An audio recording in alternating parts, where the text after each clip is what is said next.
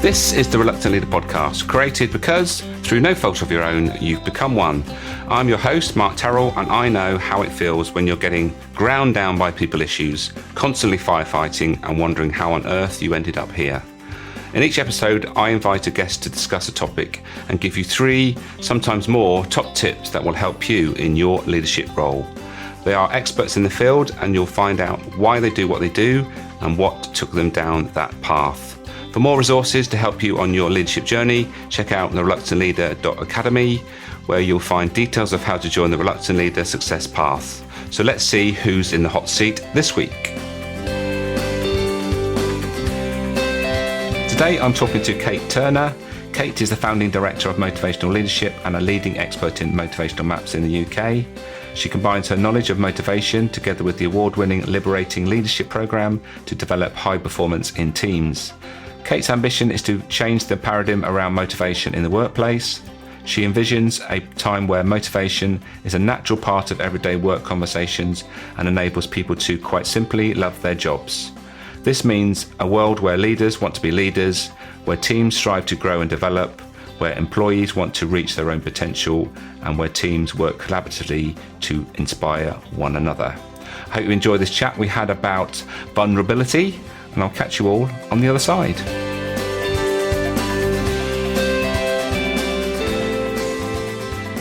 Kate, welcome to the Reluctant Leader podcast. Thank you. Good to be here. The reason why, well, there's many reasons why you're here, but the main reason was that you posted something on LinkedIn a while ago about the topic that we're going to be talking about, being vulnerability. And I think it's such an interesting thing because I look back on my sort of leadership career and was I ever vulnerable? Probably not. So it's a really interesting topic, which I'm really looking forward to diving into. But before we do that, the question I always ask my guests is, why do you do what you do? And what was that pivotal moment that took you down this path? And it's a really interesting question to pose because it takes you back, doesn't it? It takes you back to your roots as to why you've started this particular journey, which I think is so important. Mm-hmm. So for me, I was working as a director in an organisation. I thought that, I'd done the hard work. I got to this position of director and, that I knew my staff. I'd done my training. I knew my employment law. I knew I felt a lot that would take me and hold me in good stead with this leadership team. Little did I know how much I'd been protected in the previous organisation, because when I went into the new organisation, I was really exposed to what bad behaviour looks like at both senior level and board level. And it was at that point where I realised that actually what really drives the ability for an organisation to perform, a team to perform, isn't necessarily the skills, it is actually the behaviour. And it was the really bad behaviour that I was seeing that I realised that this can't continue. And I brought in some people to help us, and help us they did. And I suddenly realised that's what I want to do now. I want to do what they did. I want to help teams transform, because that helps individuals transform and it helps organisations transform. So that started my journey as a leadership coach and consultant and facilitator.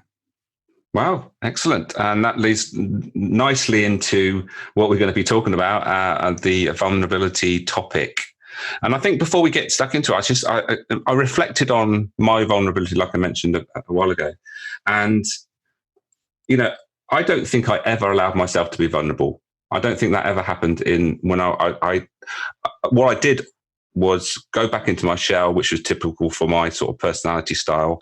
And then what came out was probably anger rather than, addressing what was going on. So I'm sure we're going to expand on all this. So if we're talking about vulnerability, where do we start? Where do you normally start when you're, introducing the topic to a client? So it's a subject that doesn't tend to come out it's not something you'll have on a flip chart even, or on a slide that's sort of vulnerability is definition and off we go. It's something that through the work that I do with teams, it naturally emerges, because when you're working with a team, or indeed with an individual, but let's stick with teams, when you're working with a team, you'll start to notice what's getting in the way. You'll start to notice how people aren't truly showing up fully as themselves. Something's stopping them. Something is not quite enabling them to be fully present in what they're doing and contribute at their best. And it's that piece that we start to get hold of. And often the entry point is actually around trust first. So we start talking about trust and what trust is within a team. And there's some fabulous work by Patrick Lencioni and the 5 behaviours of or 5 dysfunctions of a team, as he calls it. But recognising that trust is so important. And he talks about vulnerability-based trust. So that's where the word first comes in, vulnerability-based trust.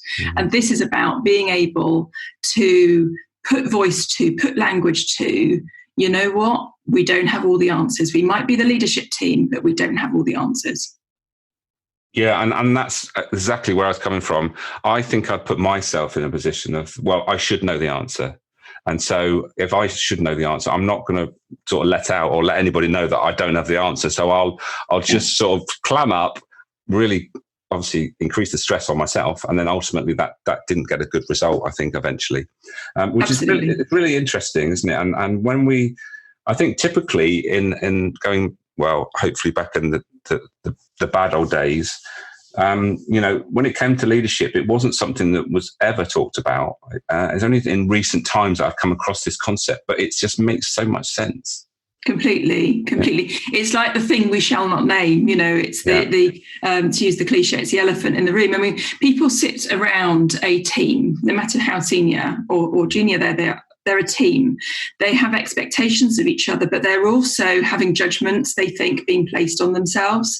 And so in that place, you are naturally vulnerable because you want to show up well, you want to give your best. But if you're thinking there's all these judgments from others coming to you, then actually what you end up doing is you can start putting up your defenses, whether consciously or less consciously, you're putting up your defenses. And of course, if you're putting up your defenses, it's less easy to connect with other people.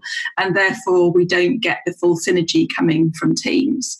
So you're absolutely right. And I think what teams just haven't talked about this subject. I think it really is thanks to the work of obviously Brené Brown and her work around vulnerability and shame and the fabulous viral TED talk that she did. But it's being continued with so many other people, and as I say, accessible through the work of Lencioni and others. But people are now much, much more willing to talk about vulnerability. However, what I do find, which is absolutely fine, is that I, as the external person going into a team, I'm the one who often gives voice to it first. And for me, that's about being able to give permission to the team to say, you know what, it's okay to talk at this level. In fact, it's not just okay to talk at this level, we need to talk at this level. So it's about saying to a team, and I guess what I do, and all facilitators do, is you provide the container for people to be able to express what's truly happening for them within that team, knowing that information doesn't need to go outside of that room. That this team has got your back and that there is trust emerging, and it is here where you can be vulnerable. It is here where your truth can emerge. Right. And then the natural question would be, you've summed up a few of the reasons why, but are there any other reasons why that stops us being vulnerable? Or is there any certain things that sort of trigger or stop us from actually, saying the truth, basically, isn't it? Yeah. I think there's lots of things. Where to start? I think that there's certainly, if there's not the necessary level of trust in a team, then vulnerability doesn't come. And there is a bit of a chicken and egg situation with this. Which one comes first? You would think that you need trust in order to have vulnerability, but there are some studies to suggest that actually if there's a big moment of vulnerability, that builds trust quicker.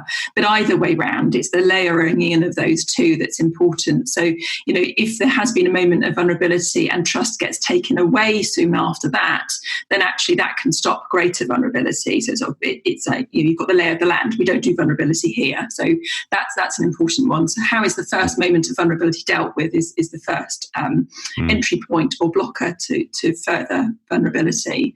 I think also what we see is, how much self-awareness is there in the team around actually what's going on for them.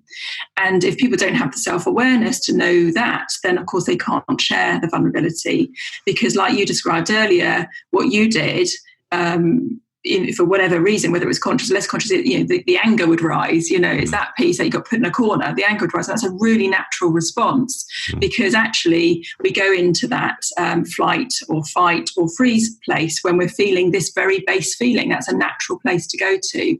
So having self-awareness about what's poking at us and what's bringing up these feelings, so that we can give voice to them appropriately rather than live out those feelings, is really important. And you can't always do that in the same moment, of course, because the adrenaline is flowing. So having self-awareness probably outside of the moment is key, and the work that you do on yourself outside is key. There's another moment that I want, or another point that I'd like to bring in here, and that's around collusion. So I see collusion a lot within teams. And what I mean by that is when somebody covers up their vulnerability, when they go to the brink of almost being vulnerable, and then for whatever reason, they bring themselves back from that point.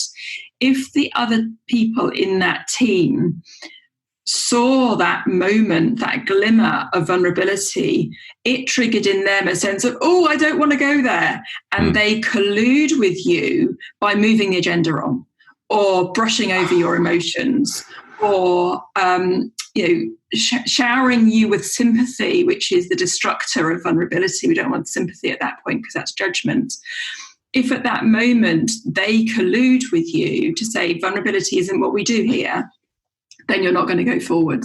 So there's something about being able to open the space for people to be vulnerable and to offer empathy in order for that vulnerability to come out and be appropriately handled without judgment within that team. Yeah, I just before you said it, I've written down give space, and it's giving that. It is just giving that little bit of space to allow that next step, that almost like what might feel like that step over the precipice, if I can say it, of the cliff edge into, completely. Oh my God. Well, that's the point, because vulnerability, let's think about what vulnerability is. Vulnerability is a feeling. Yeah. It's an unpleasant feeling. It's one that is about uncertainty. It's one that is about an emotional exposure. It's about risk, and by its very definition, then it's not comfortable. So it's outside your comfort zone. It is, some people see their comfort zone, that anything beyond it is a precipice. It is that cliff that you fall off. Actually, there is an edge before that space. There is a comfort zone and something before you get to the actual falling off stage. And that space, that point at which you go from your comfort zone to a place of discomfort that makes you think, oh, I don't want to go there. But actually, maybe deep within you, maybe I need to go there. Maybe this is what is holding me back. At that point, it's when somebody else metaphorically holds your hand into that place of stretch and holds you safely, looking at what you perceive to be the precipice before you, and says, you're not going to fall. We've got you. Just look, just see, just imagine what could happen by you sharing what you need to share at this point. At that point, you grow. Because the alternative is you go back within your comfort zone and you stay there and you stay small and you say, stay just safe, or safe as you perceive it. But actually, all that happens is that your comfort zone ultimately becomes smaller and smaller. Yeah, and I'm just guessing we're talking about support here, aren't we? We're talking about being able to feel that there is support for us, and that we're not going into a situation where we're just going to be left to, well, I don't know where that will end up. I don't know, but we are dependent on the rest of that team to support us. Absolutely. Yeah, absolutely. So you'll know, because I know I've seen who else you've had on the podcast, and we're both very good friends of Ali Stewart and her work around liberating leadership. And one of the key principles, the key mindset actually within the liberating leadership model is high challenge, high support. And it's really funny how, I don't know if you experience this, you go into organisations and they'll say, oh yeah, we've got challenge sorted and we've got support sorted. You know, they sort of think that they've reached some sort of magical level of all-knowingness around challenge and support, and don't necessarily realise it just keeps going and keeps growing. And exactly what you're saying, in order to give the support that's needed to encourage vulnerability, you're also giving the challenge. You're also saying that in order for that person to grow into their future self, the bigger stepping up, and also for the team to succeed, you need to offer the challenge of, come on, let's go, but also the support of, you've got this, you can do this, I've seen you do this before. So it's both at the same time as challenge and support. Yeah, in equal measure, that's exactly right, and it's something I bang on about more and more actually, because it's so important that we need to have the challenge to grow, but we also need to feel that we have the support. Completely. Okay, so I think the next question that springs to mind is: so how does this work on a female-male basis? Yes, completely. You knew that was coming, didn't you? Yeah, it's a really good question, because my experience is in working with teams where normally you've got both genders in a room, is that it is quite different. And the collusion around it is experienced differently. So, and this is a bit of a sweeping generalization, but it will make the point, because of course it's a spectrum, isn't it, of actually how people experience it, and it depends a lot on their background, their values, their behaviours, the work they've done on themselves, self-awareness, etc. But allow me to make stereotypical differences to make the point. So what we tend to see within males, and my experience of it is, well, they just don't go there. So we tend to see instead more of the ego coming up, more of the I'm okay, I'm strong, I'll just push through, I can do this, I've got the solution. And so, ultimately, and Brené Brown says this in her work, is ultimately what they're not wanting to show is weakness. And you can see that around all of the work that's been done in recent times around mental health, and particularly with regard to men, around this, man up, you can't be seen to be weak. And there's some truth in there about vulnerability too. And so they just don't have yet the role models to be able to recognize that vulnerability is strength, that vulnerability is courage, it is bravery, rather than weakness. And that's what we need to change. And I'm sure we'll come on to how we encourage vulnerability later. Mm-hmm. But for certainly for males to be thinking about where they see vulnerability in others, and actually do they see that as weakness when they see it done? Because they probably don't. It's very unusual for people to actually see and witness others in a vulnerable place as a place of weakness. They actually will probably regard it as a place of strength if they're honest to themselves. So that's the male masculine side of things. Actually, there's the male side of things, to be correct. With women, there's a real sense of, don't let people see that I'm struggling. I've got to do it all. If you think about it, up until very recently, and thank goodness it's changing, there's a sense that, women have got to, push themselves through to be able to juggle, the household, the kids, the work, the everything, and they need to do it and still have this sort of idea of femininity around it. Thank goodness this is changing. It really is changing. I mean, it almost feels outdated saying it today because it's changing so rapidly. But there is definitely a hangover of that sense of I can't show that I'm struggling that is here, and it's that echo that we see in teams, that people think that they need to know that they can do it all, etc. And so actually it's about letting them sit in a place to show that, you know what, I am struggling. I can't do this, or I don't know how to balance all of these things and still have a life. My marriage is in a difficult place because of this, or my relationship, my kids isn't where I want it to be because of this, or I'm not treating my colleagues as well as I would like to because of this, and actually being vulnerable in that.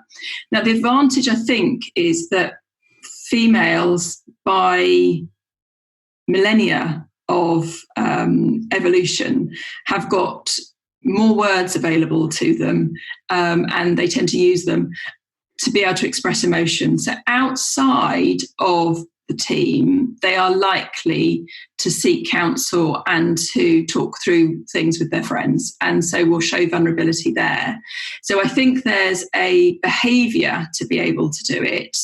They need to just bring it back into the workplace more. And actually just going back to guys as well, guys do it, but they do it again with their mates, where obviously there's higher trust. They'll do it in those moments with their mates. It's about bringing that back into the workplace and role modelling it for others.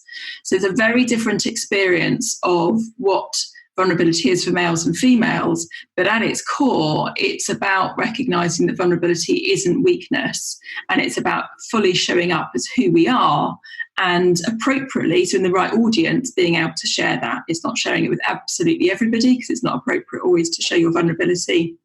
If you're in the beginning of a town hall meeting at work, sharing the strategy for the organisation, there are parts of your vulnerability that aren't appropriate to share at that moment. But there are parts of that same conversation you're having in your head that are definitely worth sharing with the leadership team or with your team that you're part of. So it's about choosing your audience as to where you're vulnerable as well. So it's very, very much from what you said, it's very much linked to ego and the ability to let go of that ego. Leave it completely. At the door, sort of thing, yeah, absolutely. So there's a phrase I use all the time, which is leaving your ego at the door. Mm-hmm. And what I mean by that is that whilst you're allowing your ego to be in the driving seat, whilst that ego is saying to you that, you need to look a certain way, or you need to come across in a certain way, that is all about you. It's about you. That's the point. It's about you and your supremacy, if you like, in terms of you being able to be better, be good, whatever that definition is for yourself. Mm-hmm. That is competitive. It's certainly at least in comparison to others. So there's something better than others.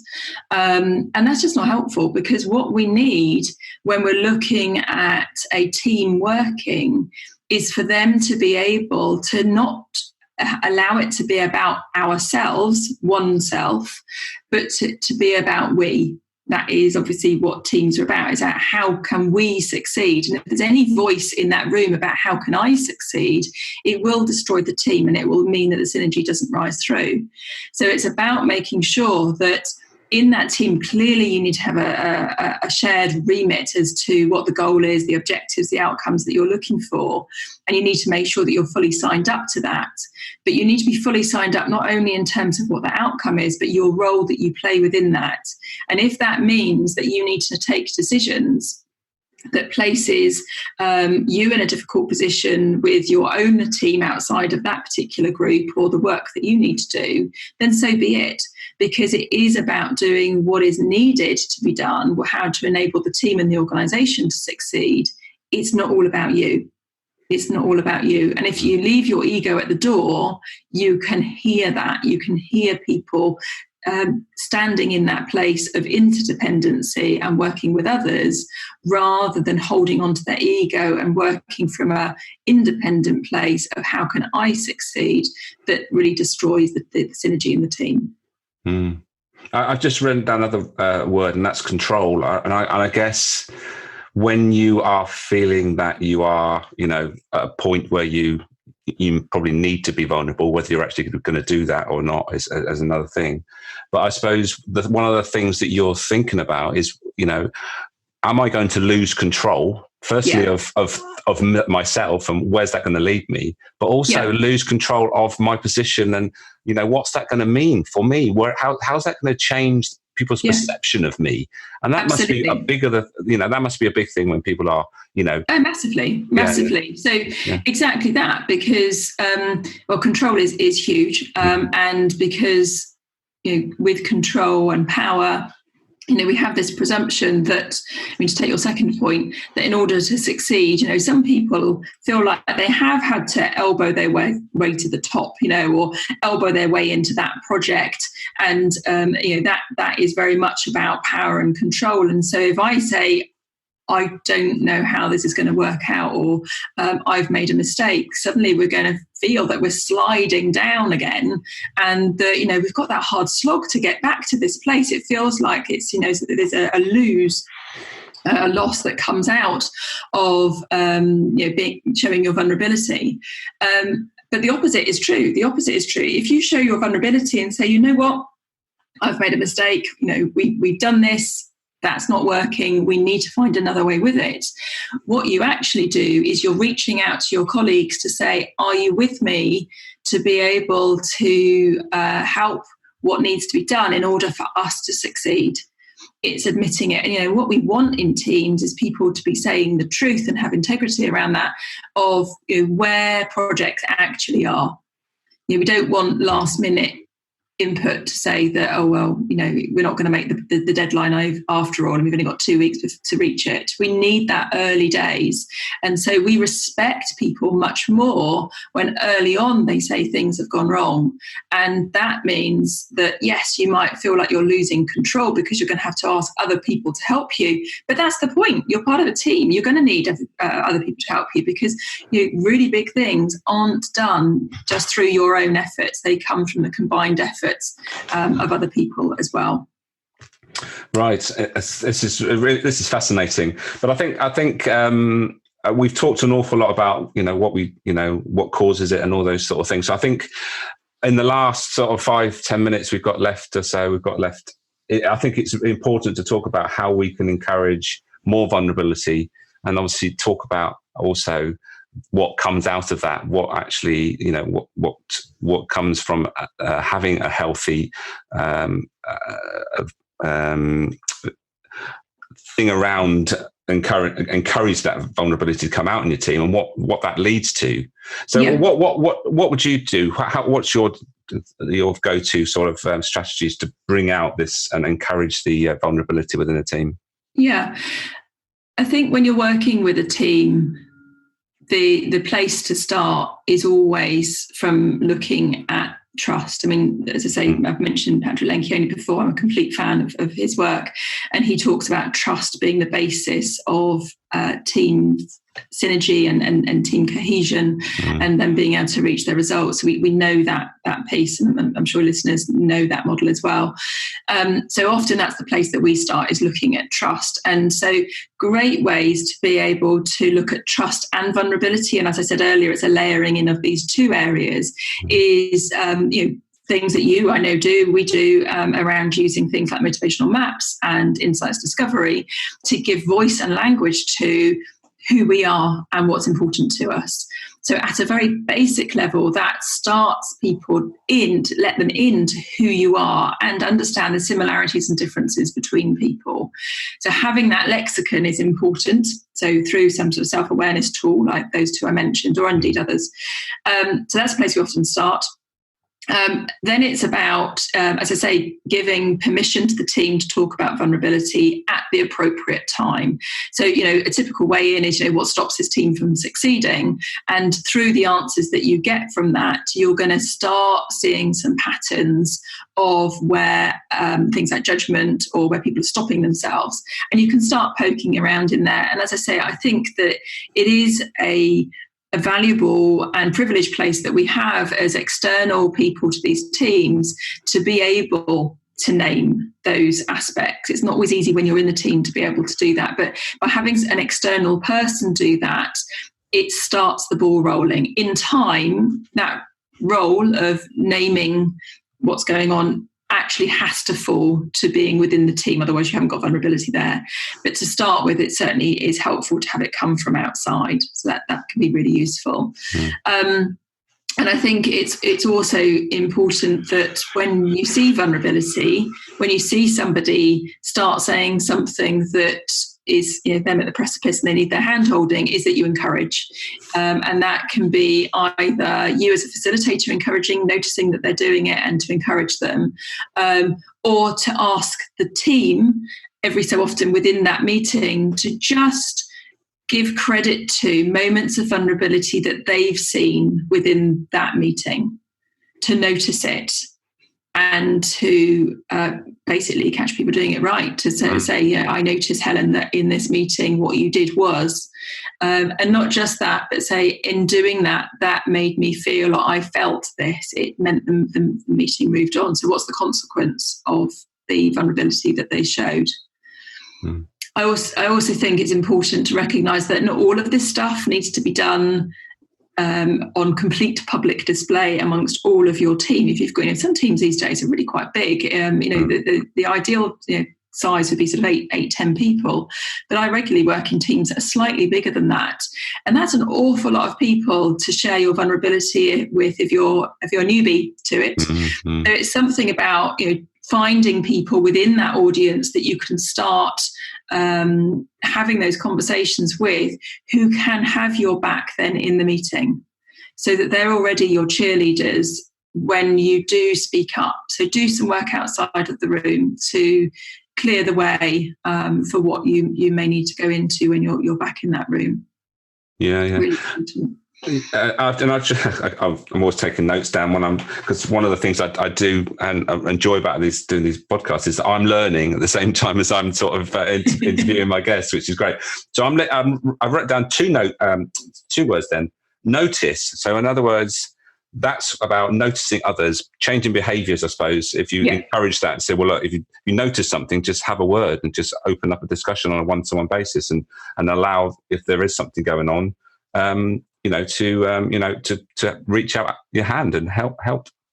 Yeah, I guess that's important. Completely. Yeah. Completely. And the other word is values. So I think it's almost like encouraging vulnerability to be part of your values within the team and the organisation. Is that something? Absolutely. Yeah, absolutely.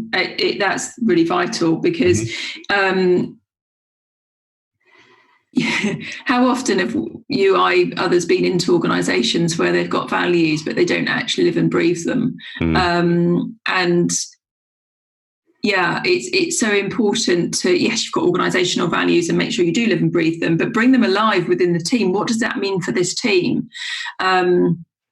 How do we actually demonstrate that? So let me take an example of an organisation that I'm working with at the moment, and they're actually thinking about their culture, and so it links to values, and because the values get expressed in culture, and they're talking about making sure that they reduce the extent to which they're being hierarchical. They're recognising that too many decisions get made or keep getting pushed upwards basically within the organisation, and that's stopping the organisation functioning as well as it could do. And that hierarchy piece, the reason why that's happening and keeps happening within that organisation is because the senior people don't want to let go. They don't want to be vulnerable in presuming that other people within the organisation can do and get on with their role as well as, or better than they can. So it keeps reinforcing that hierarchy. Yeah. Which I see it all the time. I find it extraordinary, but it is very, very common. And so what we've done is, rather than just saying you need to let go, you've got this idea about hierarchy, you just need to let go. Actually, what we're doing is we're linking it back to their motivator, so using motivational maps.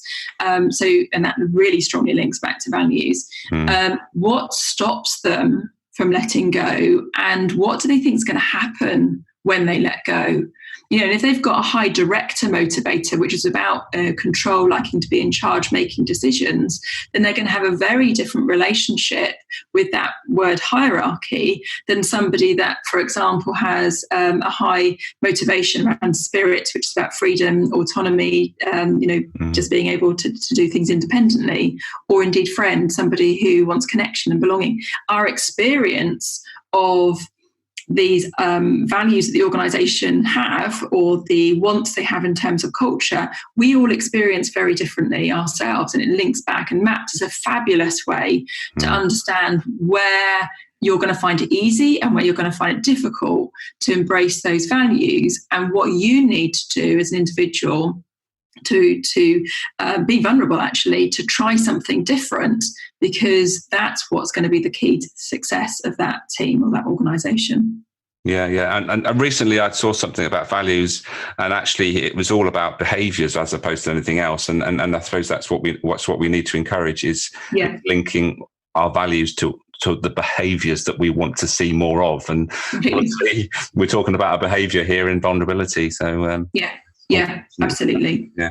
Absolutely. So Kate, I'm sorry to say that time is running out, and it's got to that point where we need to wrap things up. And as I pre-warned you, I'm looking for sort of 3 top tips to leave the listeners with, and hopefully you've got them sorted out. I'm sure you have.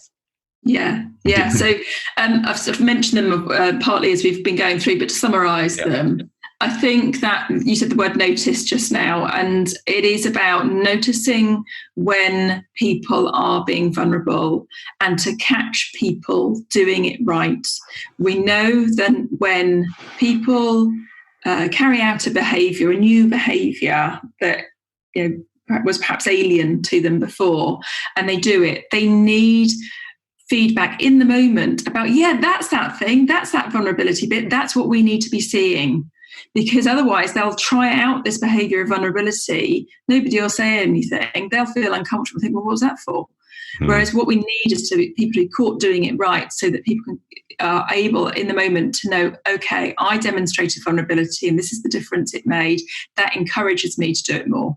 So that's my first tip, is to make sure that you catch people doing it right. The second one is the leaving the ego at the door. Absolutely practice what you preach. Really think about, for yourself, be the role model around vulnerability. Leave your ego at the door so that you can go into your team and be there. Be absolutely present for your foibles and the things that get in the way of you fully showing up. And where it's relevant, and that's really important, where it's relevant, be sharing with that team, you know what, I don't know. I don't have the answers to this, or this is something that really puzzles me and I'd really like some time to kick this about with the team. So I think really leaving your ego at the door so you can get into those honest conversations and be the role model. And the third one is just recognizing that this builds up over time, and the layering in that I mentioned earlier. So do get to know your team members better. Layer in on top of that trust moments of small bits of vulnerability, asking questions around people's upbringing, that's vulnerability. Just layer in some areas of vulnerability and layer in some trust that you keep in confidence, whatever it might be. Layer in more vulnerability. So keep that practice of layering in those 2 pieces, because then when you really do need to bring out the big guns around either of those aspects, you'll have got the habit already. Fabulous. All I can say is just thank you for highlighting such an important topic that is linked to so many things. And we've talked about mental health on this podcast several times. And if you can find ways of actually allowing people not to bottle things up, which I believe is a key thing to what leads on to poor mental health, all the better. So I think it's been fabulous. Absolutely. So thank you so much for your time today, Kate. I know you're very busy. I hope to catch up with you very soon. Absolutely. Thank you, Mark. My absolute pleasure. Thank you.